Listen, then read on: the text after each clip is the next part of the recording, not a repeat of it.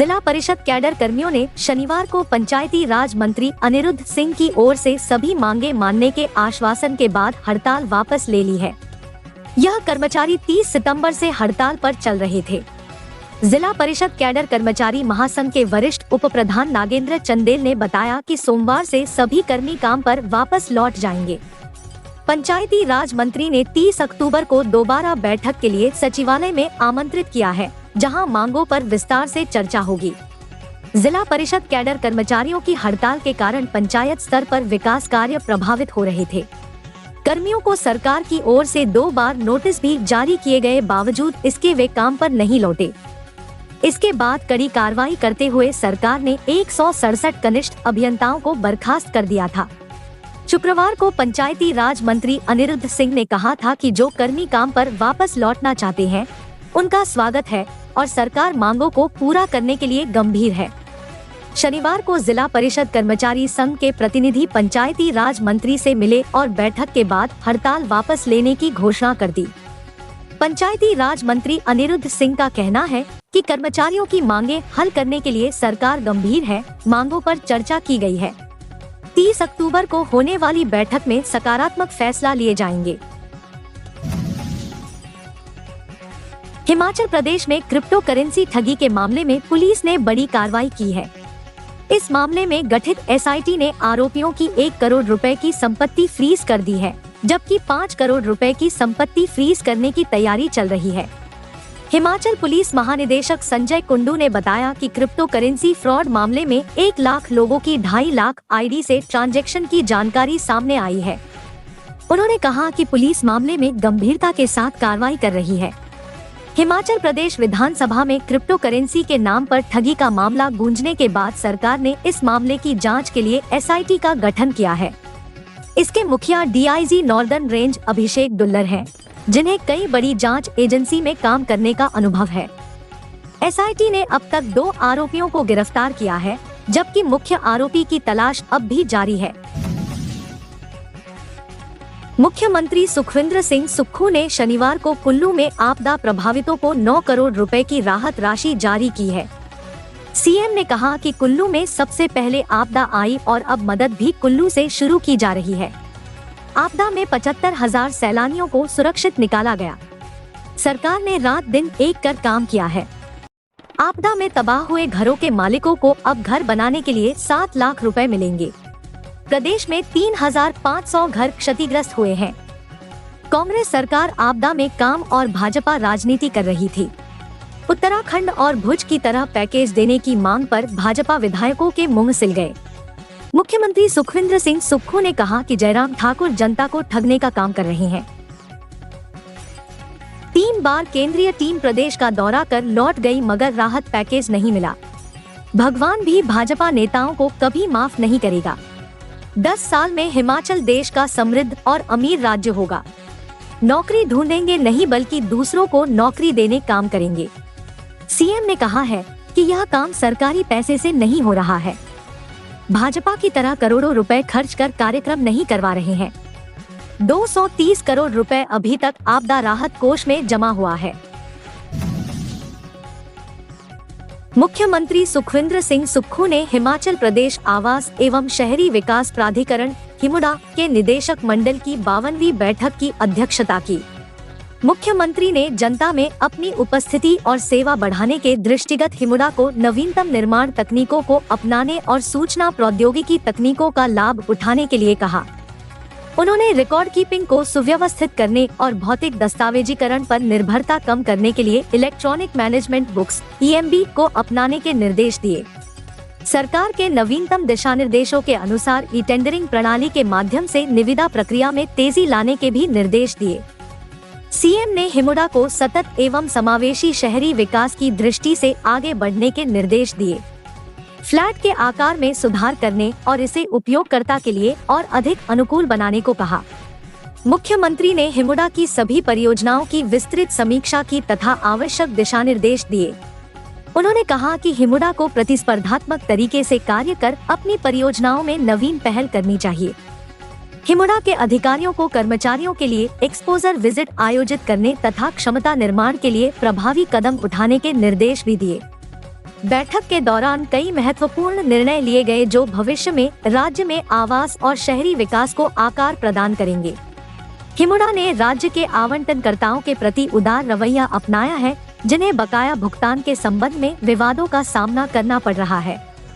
निदेशक मंडल ने एकमुश्त निपटान (OTS) नीति को मंजूरी प्रदान की है।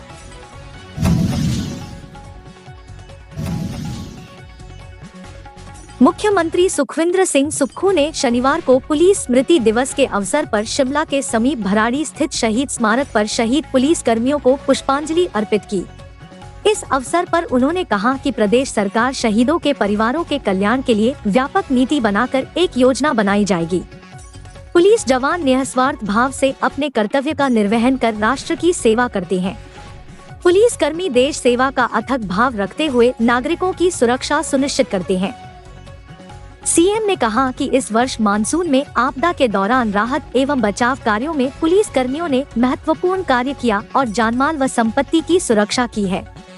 प्रदेश सरकार पुलिस विभाग को उन्नत सूचना प्रौद्योगिकी से लैस कर रही है तथा विभाग में सार्थक दृष्टिकोण के साथ महत्वपूर्ण बदलाव किए जा रहे हैं। मुख्यमंत्री ने कहा कि नशा सेवन से जुड़े अपराधों पर लगाम लगाना प्रदेश सरकार की सर्वोच्च प्राथमिकता है। इस तरह के अपराधों में संलिप्त व्यक्तियों की संपत्ति पर भी अंकुश लगाया जाएगा। इस अवसर पर सीएम ने हिमाचल प्रदेश पुलिस के शहीद हुए अधिकारियों और कर्मचारियों के परिजनों को सम्मानित किया। इनमें दिवंगत IPS अधिकारी साजू राम राणा, उप निरीक्षक राकेश गौरा, सहायक उप निरीक्षक विनोद कुमार, मुख्य आरक्षी प्रवीण कुमार, आरक्षी कमलजीत, आरक्षी सचिन राणा, आरक्षी अभिषेक सिंह और आरक्षी लक्ष्य मोंगरा के परिजनों को सम्मानित किया। पुलिस महानिदेशक संजय कुंडू ने पुलिस स्मृति दिवस के बारे में विस्तृत जानकारी दी। HRTC ने दर्शन योजना के तहत धर्मशाला से चिंतपूर्णी के लिए धार्मिक बस सेवा शुरू कर दी है।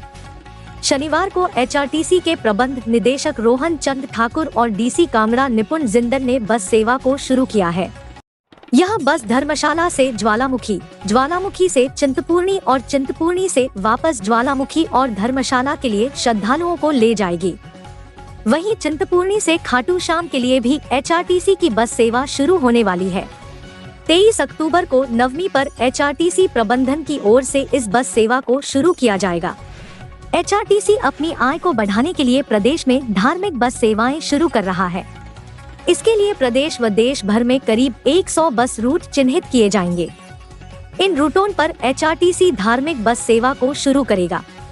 वृंदावन, हरिद्वार, ऋषिकेश, अयोध्या सहित देश व प्रदेश के विभिन्न रूटों पर बस सेवा शुरू होगी।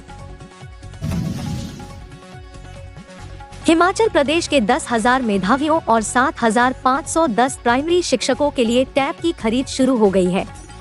राज्य इलेक्ट्रॉनिक्स कॉरपोरेशन के माध्यम से खरीद के लिए शिक्षा विभाग ने प्रक्रिया शुरू कर दी है। 23 अक्टूबर से कंपनियां टेबलेट देने के लिए आवेदन कर सकेंगी। 7 नवंबर को बिड खुलने पर टेंडर अवार्ड होगा। मुख्यमंत्री सुखविंदर सिंह सुक्खू की बजट घोषणा को पूरा करने के लिए शिक्षा विभाग जुट गया है। पूर्व की सरकारों के समय में मेधावियों को दिए जाने वाले लैपटॉप अब नहीं मिलेंगे। प्रदेश सरकार ने लैपटॉप की जगह टेबलेट देने का फैसला लिया है। शैक्षणिक सत्र 2022-23 के दौरान हिमाचल प्रदेश के सरकारी स्कूलों की 10वीं और 12वीं कक्षा तथा कॉलेजों में पढ़ने वाले 10,000 मेधावियों को टेबलेट दिए जाने हैं। इसके अलावा प्राइमरी स्कूलों के 7,510 शिक्षकों को भी सुक्खू सरकार टेबलेट देगी। पूर्व सरकार ने वर्ष 2020-21 में प्रदेश स्कूल शिक्षा बोर्ड की 10वीं, 12वीं और HPU की कॉलेज की मेरिट में आने वाले 10,000 मेधावियों को स्मार्ट मोबाइल फोन दिए थे। इससे पहले मेधावियों को लैपटॉप दिए जाते थे। सुक्खू सरकार ने मोबाइल फोन की जगह टेबलेट देने का फैसला लिया है। इसी कड़ी में शिक्षा विभाग ने कवायद शुरू की है। हिमाचल प्रदेश सरकार ने C और D श्रेणी के कर्मचारियों के तबादलों पर लगाई रोक हटा दी है। यह रोक 21 से लेकर 31 अक्टूबर की अवधि के लिए हटाई गई है। 1 नवंबर से तबादलों पर फिर से प्रतिबंध रहेगा। इस संबंध में कार्मिक विभाग की ओर से शनिवार को अधिसूचना जारी कर दी गई है। अब संबंधित विभाग के मंत्री की मंजूरी से इन कर्मचारियों के तबादले हो सकेंगे। इस अवधि के दौरान सामान्य तबादले होंगे। हालांकि ऐसा करते समय सरकार की ओर से जारी शर्तों का सख्ती से पालन करना होगा। इन शर्तों के अनुसार तबादलों के आदेश सख्ती से समय समय पर संशोधित व्यापक मार्गदर्शक सिद्धांत 2013 के अनुसार किए जाएंगे। तबादला आदेश जारी करते समय किसी अधिकारी के सामान्य कार्यकाल 3 वर्ष पूरा होने पर विचार किया जाएगा। हालांकि प्रशासनिक आवश्यकता को ध्यान में रखते हुए एक स्टेशन पर कम से कम 2 साल का कार्यकाल पूरा करने वाले कर्मचारी का तबादला किया जा सकता है। विभागाध्यक्षों को यह भी ध्यान रखना होगा कि किसी एक कैडर के 3% से अधिक कर्मचारियों के तबादले न हो। संबंधित विभाग के मंत्रियों की मंजूरी से तबादला आदेश जारी होंगे। शॉर्ट स्टे वाले कर्मचारियों के तबादले करने के लिए प्रभारी मंत्री के माध्यम से मुख्यमंत्री से मंजूरी लेना अनिवार्य रहेगा। सरकार ने मुकदमेबाजी से बचने के लिए कर्मचारियों के स्थानांतरण का आदेश निष्पक्ष और न्यायसंगत तरीके से करने के आदेश दिए हैं। C और D श्रेणी कर्मचारी सीधे अपने विभागाध्यक्षों के पास स्थानांतरण के लिए आवेदन कर सकते हैं। विभाग यह सुनिश्चित करेगा कि इस अवधि के दौरान प्राकृतिक आपदा के चलते चलाए जा रहे बचाव एवं राहत कार्यों में जुटे कर्मचारियों का तबादला न किया जाए।